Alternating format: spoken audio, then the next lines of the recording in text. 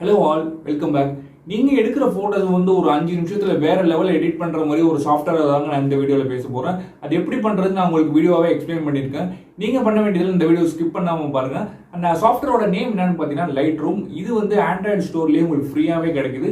டிஸ்கிரிப்ஷன்லேயே அதோட லிங்க் கொடுத்துருக்க மறக்காம செக் பண்ணி பாருங்கள். அதுக்கெல்லாம் முன்னாடி நீங்கள் நம்ம சேனலை புதுசாக பார்க்குறீங்க மறக்காம சப்ஸ்கிரைப் பண்ணிக்கோங்க. அப்போ நான் போகிற வீடியோஸ் உங்களுக்கு நோட்டிஃபிகேஷன் வந்து சேரும். வாங்க வீடியோக்குள்ளே போவோம்.